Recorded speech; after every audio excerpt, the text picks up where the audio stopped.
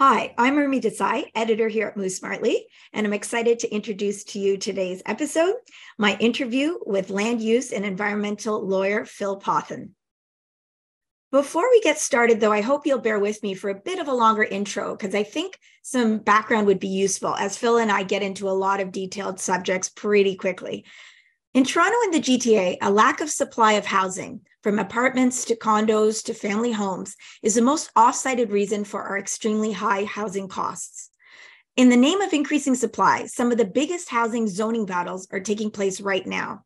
And unless we're planners or in adjacent industries, many of us may not be as aware of these issues as we should be as residents.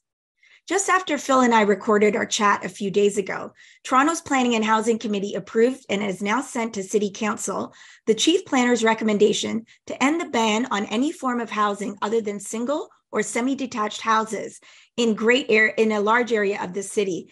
The proposal is to allow multiplexes of up to 4 units. Most of these current restrictions against largely exist in Toronto's inner burbs of Etobicoke, North York, Scarborough, and East York, often referred to as the Yellow Belt. City Council will vote on this on May 20th. For advocates of housing densification in the city, this is a big moment. For neighborhood associations who want to preserve their neighborhoods as they are, this is a worrying moment. This is also happening against the backdrop of one of the biggest housing zoning policy changes at the provincial level, the adoption of Bill 23, the More Homes Built Faster Act, introduced by the Ontario Doug Ford government last fall. Amongst its measures, this act represents one of the biggest updates to the zoning restrictions of the Greenbelt, which protects farmland, forests, wetlands, and watersheds, including the Niagara Escarpment and the Oak Ridges Moraine, opening up some of this land to housing developers in a manner previously restricted. To many, this legislation signals a real change in direction from the 2005 Places to Grow Act, which encouraged densification in municipal urban growth centers while protecting the Greenbelt, which was introduced under the then Dalton McGuinty government. But of course, that act itself also has critics. So we'll be talking about that too. So that is a lot to think about. Given all of this, I'm really pleased to talk to Phil Pothen, who leads policy research and advocacy regarding land use planning, natural heritage, habitat protection, and transportation as head of the Ontario Environment Program at Environmental Defence. Phil, a lawyer by training, is a great follow on Twitter at Pothen, along with his organization. He has been one of the strongest voices against building out or sprawling out across the GTA and an advocate for building up or allowing for more density and more housing in areas of the city that are already populated with housing, even if that includes areas that were previously zoned only for single-family homes. In our discussion, I was surprised to hear some of the nuances to Phil's arguments. For example, he doesn't think urban dwellers need to give up their backyards, though they may need to give up their parking and square footage. And it was interesting to hear why he, as an environmentalist himself, is so against resident associations like that of Long Branch in Toronto, whose residents are extremely concerned about the loss of some of their neighborhood trees and neighborhood character if they were to see more housing come into their area. Now, just a word on the audio quality today. You will hear some noise from Phil's children in the background as they recover from an illness, as Phil himself is zooming to us from his home office in a very urban Toronto home with a smaller footprint. Also, I did want to mention that I intend for this to be the first of several looks at these zoning issues from different viewpoints, including from proponents of the More Homes Built Faster Act, most notably from the building industry, and other experts who are skeptical of some of these solutions raised by density advocates. And if you find our show useful, as usual, please hit the subscribe button and share this show with other viewers. It's very much appreciated. And now, without any more delay, let's get to the show. Hello, sure. I'm very excited today to be talking to Phil Pothen. Phil, I hope I'm pronouncing your name right. Sure, there's 2 ways. We've got 2 branches of the family in Toronto, both who pronounce it differently, so that's one of the 2. Okay, we're the Newfoundland. We're the branch that immigrated to Newfoundland, so we say Pothen. Oh, I love it. Okay, very interesting. So I wanted to talk to you for a long time. I'm really excited to have you on. I'd like to know a little bit about your work that you do for environmental defense. I also know that you are a lawyer with environmental background and also planning background. So I want to know how the two, interact with your daily work. Sure. So I'm a Council and Ontario Environment Program Manager with Environmental Defense. And Environmental Defense is an organization which has experts in all vast number of fields related to the environment. My focus is on policy, research, and advocacy on issues related to protection and management of land in Ontario. And my background, which kind of suited me in this position, is that I used to be counsel with the Ministry of Environment, the Ministry of Natural Resources, and then for quite a few years, I was in a private bar as counsel both for residents associations and small builders. So I know kind of both sides of the development industry. And because the reason I was brought into environmental defense is because environmental defense recognizes the crux of many, if not most, of Southern Ontario's biggest environmental problems is the fact that we've just been getting the way we build neighborhoods and cities wrong for the past 50 or 60 years. We've been building at densities that were too low to support quality, reliable, frequent public transit.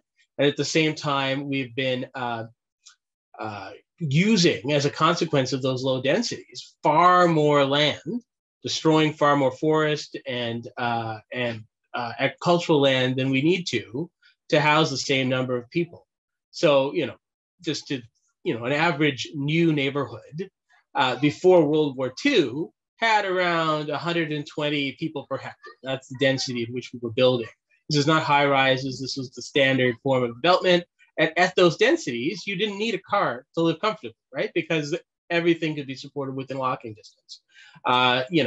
The outer suburbs of even the city of Toronto today have densities of around 30 people per hectare. And that's just nowhere near enough to support anything with walking distance. And that is the reason why the further out you get in the suburbs, the higher the per capita carbon emissions are. So even if you live in a detached house, your emissions are much lower in the core than they would have been in the suburbs because the overall density of your neighborhood is much higher here. And you're talking about, when you say density, it's the ability to walk to the store, probably walk to school, or there is enough demand because of the number of residents to sustain, a lot of different businesses and the things that you would need to do. Businesses, also elementary and high schools, where I live, in the old city of Toronto, just on the border with York, high schools and elementary schools are within easy walking distance, as is everything I could possibly need, as is the hockey arena. And that's not true in the outer suburban neighborhoods, which means that even if people are not commuting to work by car, which they mostly are in the suburbs, they end up getting a car and getting in the habit of driving because, the kid needs to get to hockey practice or the kid needs to get to school sometimes if there's something after hours, and so people end up having a car. It's not the case in the neighborhoods that we used to build. Excellent. I think I hear your joyful children in the background. Yeah, absolutely. So you're living what you speak. Everything's close at hand. Now, is there a rule of thumb? Like, is there a number at which this density target, is something to achieve? Yeah. So we'd say, the target is around 100 people per hectare. 80 or 90 might get you close if you get everything else right. But, to play it safe, we'd say 100 people per hectare is the number you should be asking for. And that's consistent actually with, low-rise neighborhoods like Riverdale today. That's what they are today. They used to be higher. As they've become gentrified, they've lost some density, but even now they're still at around 100 people per hectare. And is that because the Riverdale neighborhoods, while they are still low-rise, they have more multi-dwelling units and houses, or what allows them to get that density? Yeah, so there's a lot of legacy multi-residential so it's a lot of units packed into a small area without parking. Parking is the killer. So by assuming that people will need cars, we build in the parking that reduces the density of units and homes that you can build on the same area of land. And it's a self-fulfilling prophecy, because if we build in for cars and we build in the parking spaces, that moves everything further apart and it makes it harder for people to live without cars. And so the neighborhoods that we get right are the neighborhoods that were built on the assumption that people don't have cars, and therefore we're closer together. People rely on street parking more often, or the shared drive leading to a rear parking space, if only. That's not something that we do to the same extent today, and as a consequence, new homes are further spaced apart. So yeah, it's that critical mass of people, but it's also worth noting it's not just about the multi-residential. Even single and semi-detached homes, neighborhoods that consist almost entirely of those, still achieve 100 people per hectare, as long as you don't have the on-lot parking, because you're not losing so much space. If you that's another key, is to rely entirely as much as possible on street parking rather than on-lot parking. Interesting. So, Phil, now there's a lot of talk right now because the Ontario government, Ford's progressive conservative government, is introduced a new act, More Homes Built Faster. I'm not sure if that works, but it seems like a grammatical error there, but I think we get the gist. That was introduced in 2022. And this act purports to, and I think Ford's favorite phrase is to cut the red tape and make sure that the barriers to building houses all these barriers are removed. Now, this comes on the heels of many experts agreeing that we are looking at a housing shortage as we look at Ontario's projected population growth, mainly due to immigration. And so I think a lot of people agree that we need our homes. I'm wondering about two things. One, this is not the first act we've had in Ontario with Places to Grow, which was the previous act, 2005, introduced. And its goal was supposed to have worked on some of this density that you're talking about, building up densely in core areas so that we can, avoid building into the Greenbelt and other areas. What do you make of this idea that didn't work? Something got in the way. Is it true that they've built everywhere they needed to build, and then, now they've got to revisit this idea of us building density and not going into the outlying areas? There seems to be an argument that that's not working. So here's what happened. It's that Places to Grow, they were so worried about stepping on anyone's toes that they built in a very long phase in time for Places to Grow to really come into effect. So there was already, at the start of Places to Grow, a vast supply of land designated for urban expansion. So it wasn't really the case that we had ever reached the point in Places to Grow where we were supposed to stop expanding outwards. We have been continuing to expand outwards over the entire Places to Grow program. And we have continued still to be softballing and taking a very gentle approach to densification, not at all the approach that was suggested by the top line language of the Places to Grow Act. And so what's happened now is, because we took such a slow, gentle approach to densification, because we, over the years, allowed municipalities to get away with not complying truly with the rules of the growth plan for the Greater Golden Horseshoe and the provincial policy statement, now the actual rules, which are being good, are being blamed for are being blamed for the problem. So let me just give you an example. The rules of the provincial policy statement say that you are not allowed to extend settlement boundaries until you have exhausted all the opportunities to densify within your existing area and your existing designated greenfield area. But for years, under lobbying pressure from sprawl developers, municipalities have claimed that they need to extend the settlement boundary, and the government has never called them on, right? So we know that there's vast untapped capacity within neighborhoods. They have left neighborhoods zoned exclusively for single detached homes, and then claimed that there was no capacity within neighborhoods. That was only true because they didn't change the zoning. So, and they were able to get away with it because at the start of Places to Grow, we already allocated more than roughly 350 square kilometers of land for sprawl. And we still have not gotten near to the bottom of that vast land supply that was allocated in the beginning. So that 350 square kilometers is what's left over.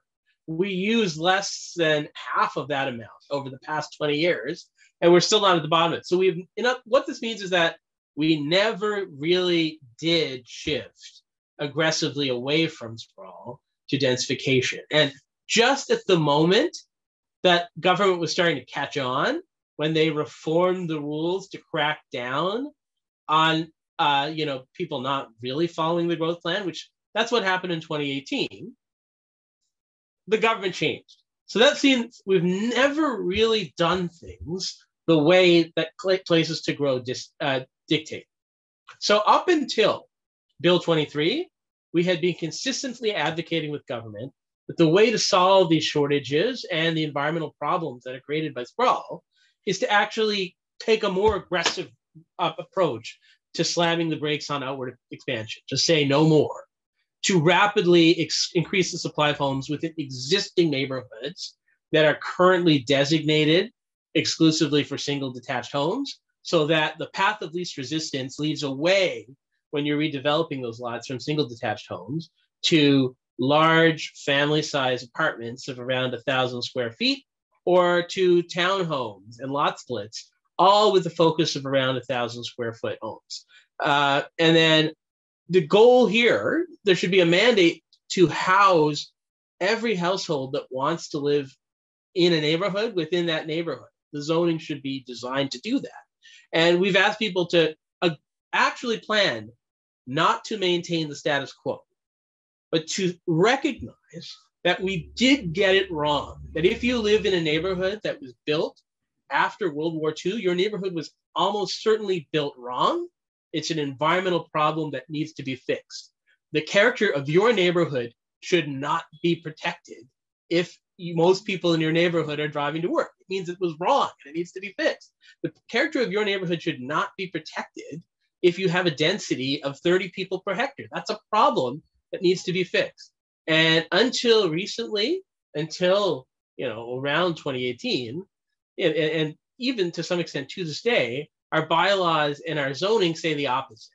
They say that the character of existing neighborhoods is across the board assumed to be good, and that we're prima facie going to protect the way things are, when we should really be rushing to change things as quickly as possible. And so that's what we hoped for. That's what we asked for.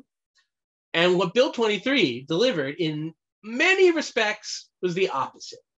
So while we asked for people to actually be able to build full-size, family-sized apartments in buildings 4 to 6 stories in what are now single detached neighborhoods, the government did something minuscule in comparison. They only allowed triplexes as of right in neighborhoods without any increase in the square footage that would be permitted on the lot, which means that the size of unit that you would be creating would be only, it wouldn't be a family-sized unit at all. So you wouldn't actually be increasing the number of families that would be able to live on each lot. And their real emphasis of Bill 23 was to remove boundaries to sprawl. So they essentially took away the power of conservation authorities to say no to development in floodplains and wetlands. They demanded the conservation authorities allocate land that they own for more sprawl. And so all of this will actually be diverting construction away from the existing neighborhoods where we need more homes. So I just kind of want to kind of step back and say, what's the formulation here? And I know, I've had exchanges with John about this, and we do have a constraint on construction capacity, right? We have labor constraints, we have materials and equipment bottlenecks that in some ways limit how much we can increase the output of square footage. But what we can do is ensure that we stop wasting square footage on these McMansion projects on development that consumes too much construction capacity for each unit that we create, and focus on the forms and locations of construction that house the maximum number of households with the least amount of resources. So that means homes in buildings of 4 to 6 stories within neighborhoods that already have schools and sewers and roads, and therefore don't need new infrastructure. And that's the format where it takes the least amount of labor to build, to house a family. That's what we should be doing. The government's doing the opposite. They are channeling growth to lower density forms, to greenfield areas where they have to build new pipes and new roads, new schools and new community centers just to service the same number of people. And it's going to actually kneecap the really positive changes that we're seeing from municipalities like Toronto, where they want to change their existing zoning. So let's talk about that in terms of two things I wanted to break down: the mechanisms with which the province operates. So what way did they really have, like I'm actually a former civil servant myself, although I came from the finance area. I do remember when Places to Grow was in place, it involved a lot of conversations with municipalities. Yep. The mechanisms they had were around zoning, but to be frank, there was a lot of work that needed to be done to encourage. I believe there was supposed to be targets around employment lands, bringing people, employment, and resident and homes together in symbiotic sort of ways. So, what were these? How were these municipalities doing that? Is it that they were? Like, what was the mechanism in which they were pushing back, and what could the province really offer or push back on them? Because it's a very interesting. We know we have a federal system here, so it's not like the province just tells the municipalities what to do, right? Well, the first part of this is that there was too much land allocated as designated greenfield area the first time around, right? So that municipalities were not really forced to change anything in neighborhoods in order to get housing delivered. They could just they could just open up existing designated greenfield area for development and let it go ahead because there was so much of it available. So they never ran into the limits of the supply of designated greenfield area that was set out at the beginning. And this meant that there wasn't really pressure on them to open up neighborhoods. But it took a very gentle approach so that at the start, the density targets, even for new designated greenfield areas, were quite low. So they were only requiring at the beginning 50 people per hectare. They weren't requiring people to go back and change the densities of land that they had already planned. And the third thing was that the intensification rate that was required, it only applied. So the intensification rate is the share of housing that had to go to existing neighborhoods versus sprawl. It only applied to the overall number of people that would be housed in intensification versus sprawl. It didn't exactly say that you had to house every family type within your existing built-up area. So what municipalities that were required to dedicate a certain number of their homes to intensification did was they opened up tiny slivers of land to densification. So places around subway stations, in Mississauga, you have that area in the center, the Marilyn Monroe Tower area. So small pockets of development that were developed with high-rise. And by doing a lot of high-rise in a very tiny pocket, they were able to get the number of units that they needed to under Places to Grow without changing the character of those existing neighborhoods. And Places to Grow, the ambitions originally were quite modest. So Places to Grow was not good enough from the start. So they only talked, for example, the most recent iteration of the growth plan for the Greater Golden Horseshoe before the government publicly changed its course. It only allocated less than 20% of growth to the city of Toronto. So that wasn't enough growth that the province was allocating to the city to actually make much change in neighborhoods.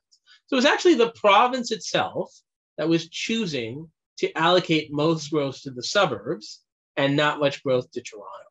And so that, because so little growth was allocated to Toronto, and because there was no specification that all neighborhoods be brought up to a particular density, they weren't changing. So the good news was that in 2018, the growth plan was improved so that a higher share of population had to go to existing neighborhoods. In recent iterations of the growth plan, they were required to allow and promote intensification everywhere in the existing built-up area. So these were causing changes to the growth plan. So we were moving in the right direction. There was greater support for intensification within neighborhoods. And then just as we were on the verge of, realizing, the benefits of the former regime, the government just gave up. And it started doing, with the Ford government, all of the things that really were at the root of the housing shortage long term, right? So the housing shortage that we're running into now, it's not actually in any way the result of the Places to Grow regime. It's the result of us not implementing Places to Grow with any aggressiveness, and thus continuing to do things the way we always did. And we ran up against the limits of it.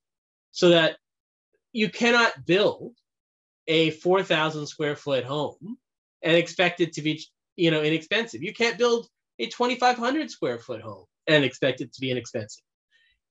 So in the era when we were building, single detached homes that ordinary people could afford, outside of this like freakish area of the 80s, which was like this, fever dream time, we were building single detached homes that were only 1,000 square feet. So in order to build an affordable home, it's got to be like 1,000 square feet. You can't have that 80s style home. So that's the direction that, we were starting to turn back to, these more compact family homes. And, that infant was strangled in its bed by the government. Not even starting with Bill 23, but with the government's first change to the land needs assessment methodology for the Greater Golden Horseshoe, with the government's first version of the growth plan, and then with Bill 23. It was a real attempt to strangle those shifts. And we're talking about Bill 23 today, but it's worth noting also that Bill 23 was just the start of a whole new shift towards sprawl. And the other pieces of that are what happened just a week before last, which was a proposal to get rid of the growth plan for the Greater Golden Horseshoe altogether, to kill it, to give up on regional growth planning at all, to just allow municipalities to sprawl in an uncoordinated way. Bill 23 itself got rid of regional planning so that, in York Region, there would be no coordination between the municipalities any longer as to, whether they needed land. Individual municipalities would get into a bidding war with one another over, who can attract, the largest share of growth to their boundaries and therefore their tax rolls. So we're moving at a moment when we actually need to be directing growth to compact forms of development, to existing neighborhoods, and to more and to places where we won't need more infrastructure. The government is pushing in the opposite direction. So they've essentially used the cover of a very serious and real problem, which is a real housing shortage, to justify policies that are going to do nothing to improve the housing shortage and probably make it worse. So this is interesting. I love that fever dream you just described because I lived it with my family. I was born in Scarborough. We were in a semi-detached split level. It's very common there. And then, of course, the 80s hit and we have the dream and we moved to Richmond Hill, to the big McMansions. I have a question for you in terms of, do you think there were municipalities now when I visit my parents in Richmond Hill, they've downsized. They're actually in a townhouse complex, which I think is along the lines of what you're saying, many families living together, easy for seniors to sort of, maintain their driveways because they're living closer together. They, to your point, more snow shoveling, all these things can be shared. And the density allows them to do those kind of things. So that can happen in Richmond Hill. Do you think there are municipalities that did a good job? Because I do notice the densification along Yonge Street in Richmond Hill being quite notable. There are a lot of condos now where there were none. Or do you think during the time, have some municipalities started to do, along the lines of what you're saying, where there's success stories? Well, listen, a lot of municipalities were starting to move in the right direction already, but only part of the way. So, in Richmond Hill, you'll see, yes, there were those condos. Yes, there were those townhouse developments. In Markham, there was the Cornell development. Mm-hmm. They did decent densities, right? So they did, Cornell has maybe 87 people per hectare. It's getting close to the densities. Yeah, and to explain to viewers, it's a newer style, a slightly newer style of development where you could walk around a bit. It didn't have that, all houses separated by a huge driveway feel. It's both a newer style, but that's a new urbanist development. So it's basically a newer style in emulation of how we used to lay out. Yes, in emulation of the past. Yes. Yeah, before World War II. Right. So, but even those neighborhoods, they didn't really go the whole way that they need to in order to solve the problems with those neighborhoods. Because even in those neighborhoods, a lot of space is allocated to parking. There's still a lot of space wasted on garages, on extra surface parking spaces, on those rear laneways that take up a lot of space. So the extra mile they need to go is just say this is going to be a community where it's not going to be the norm for people to drive. Right? Where, there might be at most one car per home and ideally less than one car per home.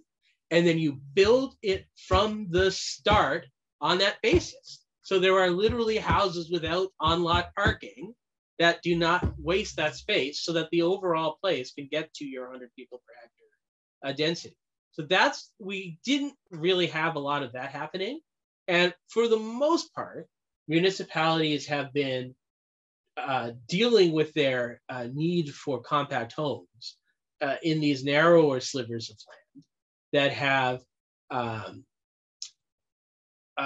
very high-rise development on it, right? And that's happening to some extent now. You see in Toronto, a lot of the densification has happened either as mid-rise right on the avenues, which tend to be relatively high-traffic streets. Hey, buddy. Yes. Sorry. In Toronto, most of the intensification happened, in condominiums, in pockets. Even in Richmond Hill, to some extent, that's happening too. Yes. But what few municipalities did, really, I don't know a lot of examples of municipalities doing the right thing, but that has been changing very recently. There are bylaws in the works to change things. They have not been opening up those single detached neighborhoods to real change. There is this problem of municipal politicians conflating the character of neighborhoods with the residents who live in them, and being afraid to say that, frankly, a lot of our urban design in neighborhoods is crap and needs to be fixed for fear of insulting the current residents of those neighborhoods somehow. And so that's what needs to change. That's what's starting to change. Like there's a strong movement, certainly in the city of Toronto, but also in Hamilton, to stop this practice of having streets that are composed entirely of single detached and semi-detached homes, and to start mixing, walk-up apartment buildings next door to single detached homes, so that people of every income level can live cheek by jowl with one another. And so that every neighborhood in the city, and not just a few isolated areas, have enough density to support frequent, reliable public transit. So Toronto is moving in that direction. We see a new expanding housing option in neighborhoods bylaw, which is kind of tiptoeing in the right direction, which is, it's going to be more than the triplexes that the government was talking about. We're talking about fourplexes. We're talking about getting rid of floor space index for multiplexes. That's moving in the right direction. It's not quite where we need to be, but there's also, I can see that there's going to be a whole other wave, which is proper full-size family apartments in neighborhoods. That's going and I'm actually going to put up a map here that the Toronto Star shared about that. My understanding is that Toronto staff, the city staff, are now recommending that the so-called yellow belt, which we're looking at here, be challenged. So this yellow zoning that you see on this map. Interestingly enough, Phil, our area doesn't have a lot of it in the east end of Toronto downtown, but most of the other areas have this yellow shading, which indicates that there is a bylaw against building more density in a lot of these neighborhoods. Again, it is to protect the character of these usually single detached and semi-detached home neighborhoods. I was surprised to see so much yellow. I did not realize that this actually covered so much of Toronto. You only really see that downtown area, and again, a little bit to the east over the Don Valley, free of that kind of zoning. So where is this proposal now? My understanding is staff made the recommendation to council, or they're recommending this. Is this something that would be adopted, or do you see pushback from all these areas? Well, there are going to be some pushbacks with small groups, but I think the tide has turned. We did polling last year, which showed that so-called YIMBYs, so people who support apartment buildings of 4 to 6 neighborhoods, 4 to 6 stories in their neighborhood, their own neighborhood, not just somewhere theoretically. Yeah, so let's unpack that. Yes, in my backyard, that's what YIMBY stands for. Yeah. A flip on the whole, no, we don't want that new apartment building in our area. Absolutely. So our polling shows that supporters of apartments of 4 to 6 stories in their own neighborhood in the city of Toronto now outnumber opponents by a 2-to-1 margin. So this is something that you would never believe if you were to talk to council. They wouldn't believe that was true. But 51% support it, 23% oppose it, 24% are undecided, neither support nor oppose. So that's a tipping point here where, until recently, the assumption was that, that those numbers will be reversed, if not worse. And when you're talking about buildings of up to 3 stories, so say stacked apartment buildings, the support was overwhelming. I think it was something like 3/4 were supportive of that kind of change. So what's being proposed now is a very modest, watered down version of the change. It is simply allowing triplexes of the same height, and fourplexes of the same height as single family homes in neighborhoods with a little extra length and without floor space index as a restriction, which means that they can use up their full built envelope within neighborhoods. So it's modest. It is astounding that this was ever prohibited before, but it was literally the case that even if a building looked and was shaped exactly like a single detached house, was no taller than anything else, we were prohibiting. So that first step is what's on the table now in the city of Toronto, and it will go to a vote on the 27th. That's this week. It's 3 days from now, and we anticipate that will pass. The astounding thing is that even with that modest proposal, that doesn't really change anything about even the visible character of neighborhoods. There is an organization, it's called the Long Branch Residents Association, I think, or Neighborhood Association, that is opposing it. But they're using these false environmental arguments, which the genuine environmental movement just scoffs at. It's mind-boggling. But the idea that simply increasing the density of the neighborhood would be bad for the neighborhood, it's nonsense. So we expect it's going to pass. Okay, that we will watch that. I mean, I I think it will be very interesting. Long Branch, of course, is in the west end, down by Mimico area. Yeah, it's as far west as you can get in Toronto without being in Mississauga. Right. And the thing about it is, that's a neighborhood where it's getting an outsized share of public attention. But there are fewer than 10,000 people that live in that neighborhood. Yes, it's not dense. Yeah. Yes. Its population has declined by 1,000 since the 80s. And there are literally now only as many people there as there were in the 1950s, right? So there are many blocks in that neighborhood. The density is so low and the walkability is so low that only 7 to 10% of the population walk.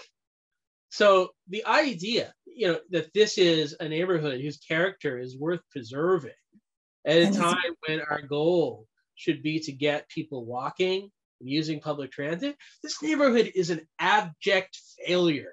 It is a living example of everything that is wrong with the suburban parts of the city of Toronto. It is an environmental cancer on the face of the city, and it needs to change. And yet you have people who simply, frankly, because they don't want lower income people living near them, using pseudo-environmental concerns as excuses to oppose allowing more modest income people living in their neighborhood. And again, this is a very watered down version of the legislation. So we think that they are, frankly, a whining fringe in the city of Toronto, and they hopefully will be disregarded as they should be. So yeah, I invite everyone to take a streetcar all the way across the Queen, and I've taken it all the way down to those neighborhoods. You really do feel like you're heading out in cottage country, or even, the smallest towns, Ontario feeling. Now, the irony is, yes, it's a beautiful waterfront area, but to your point, people are whipping around in their cars. And so there's this disconnect, this idea that cramming too many people will ruin the waterfront, that not a lot of people are actually walking around in the first place. So if the norm in your neighborhood is to get into the car to run an errand, or to take your kids to school, or certainly to get to work, your neighborhood does not have a character worth preserving in its current state. There may be nice features of your neighborhood, but your neighborhood needs fixing if most people in your neighborhood feel the need to get the car. So that's actually a great, I wanted to end on a note about you and I being extremely smug and self-satisfied people who are fine, because I gather you don't use your car a lot. I don't. I'm a dedicated transit user. The changes that you are advocating are easy for people like us. What do you say to the criticism and the argument that we're getting into social engineering? The Ford government is at least responding to what Canadians want, or Ontarians want, which is a backyard, a nice place to put their car, a place to raise their kids safely. And what people like us are advocating for is what makes us comfortable. We're already into this new way of living. And so, it's smug, it's easy for us to advocate this kind of thing. What do you say to those charges, that you're social engineering? You're not doing what people want, you're pushing them into something they don't want? So the first thing is that we did polling of the GTA, not just the city of Toronto, but the entire GTA, which I discussed earlier. And 2/3 of GTA residents, including that number holds for people who currently live in neighborhoods where they say they need a car, they say they would much prefer to be living in a neighborhood where they didn't need a car to get around, but that there just simply aren't enough homes available in those neighborhoods. It is not the case that people want to live at densities that are so low that they need a car to get around. That's just all that we've been offering. And so, faced with the choices of what was being built, people they chose among the options that were offered to. That's not actually an indication of people's preferences, first of all. And secondly, there's a reason why we need, democratic governance, that things have to be coordinated. And that is, you kind of can't have both. you cannot have neighborhoods that are walkable and transit supporting if you're building them at densities that are too low to allow for walkability.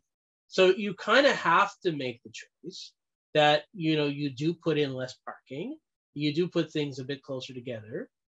You don't need to sacrifice a backyard, because all the communities like that we built, in the 1910s and 1920s, they still had yards. But where you do have to give is with the on-lot parking. And so, what people want is walkability, and they're willing to, trade away their car parking to do that. And number two, it's a necessity to give people, in order to support what the majority say they want, we have to start pushing in the other direction. And then thirdly, there really are hard environmental limits on our ability to continue to expand outwards and our ability to continue emitting carbon. There are all of these plans for low density development in sprawl, or in the outer suburbs. They depend, and they are premised on people continuing to drive everywhere. None of these 30 people per hectare, 40, 50 people per hectare communities work if people aren't driving. And yet we know that by 2051, regardless of our preferences, we have to get rid of most of the car trips that people in every neighborhood are currently taking. It's not an option. There's no way to even if we transition to all of our motor vehicles to EVs, we still would not get anywhere near close enough to net zero. So that means we have to get rid, wherever you live, even if you live in a neighborhood that's car dependent, you're still going to have to get rid of most of your car trips by 2051. So do you want to be in a neighborhood where you're going to be effectively stranded and not have proper alternatives to driving? I'd say the answer is no. So, you've got to think that this is why we have government, right? To set rules, to allow people to get what they want, but also to help ensure that we meet, that we don't get ourselves into a situation which none of us want, right? Which is runaway climate change, which is us not having enough land to continue to feed ourselves. So I think there's a fallacy which underlies that accusation, and that is that where people live today is a reflection of their free choice among all the options of how to live. And it's simply not the case. We've just been discussing the way that rules since the 1950s have prohibited people from bringing existing neighborhoods up to densities that support transit. The government has prohibited people from adding compact family-sized homes to single detached lots in existing neighborhoods. Rules have prohibited, family-sized stacked family-sized apartments in walkable places. And they have prohibited people from building new neighborhoods at densities that support public transit and active transportation. Governments have refused to provide the levels of transit service that would be required for people to do anything other than to drive, because they've designed neighborhoods from the start to make them not work. All of those things were choices of government. So the fact that people live in car-dependent, single-detached, small sprawl communities today, that's just their responding to the past decisions of governments. Right. It's not a reflection of their preferences. So to your point, yes. So your point is we are always being shaped by these government choices. This idea right. that now somebody's trying to push us in another direction. Well, the reason why we prefer a lot of the things that we're currently living in is because that's all we've seen. So and it's all that was offered to us. Yes. And the current preference today is not in any way what you would expect based on where people live. So we did a poll of Torontonians, and I don't have the exact figure in my head, but roughly 2/3 of people, not just in the city of Toronto, but across the GTA and Hamilton, they live in neighborhoods where they say they need a car to get by. They can't get by comfortably without a car. But the same proportion, 2/3 of Torontonians and GTA and Hamilton residents say that they'd much prefer to live in a neighborhood where they didn't need a car to get around. Mm-hmm. So the preference is for a kind of neighborhood that is not being offered to people. So in order to deliver the kind of people that, the kind of neighborhood that residents say they want, you can't get that without planning. You have to actually change the law so that the path of least resistance for builders leads to the type of housing that most people say they want to live in. And that's a great, what we're asking people to do.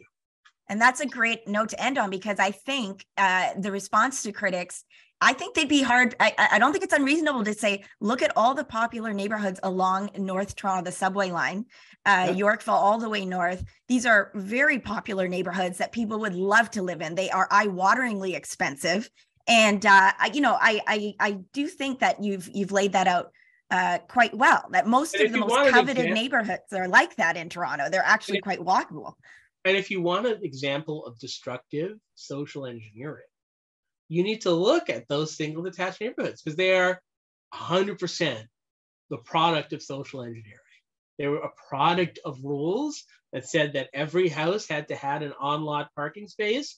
They were a product of rules that said that roads had to be wide. They were a product of rules that said that you could not have workplaces mixed together with single-family homes. They were a product of laws that said that if you want to live in an apartment, you can't live in the street, right? That's all social engineering. So what we're trying to do is, as with every reactionary system of social engineering, essentially deprogram all of that social engineering that we've been doing for 50 years. And that's what we're asking. We're asking to fix the mistakes of social engineering for the past 60 years. I really thank you for laying this out. I hope to have you again. I want to keep track on what's happening at the city level in Toronto with this Yellow Belt proposal. And maybe we can talk a little bit again about more about the economics and some of the other actors. And, there's so much to unravel, but I really thank you for laying out the principles of this argument so plainly. And I think I certainly understand a lot better the opposition to the More Homes Built Faster Act. And your point's well made that, this is a change in philosophy and in direction, and that we have to pay attention to. So I would like to have you back. I'm going to put links to the polls and the other things you've mentioned. Yeah. And let's keep this conversation going. Yeah, I'll send them your way. Thank you. Yes. Thank you. Thanks, Val. Cheers. Bye now.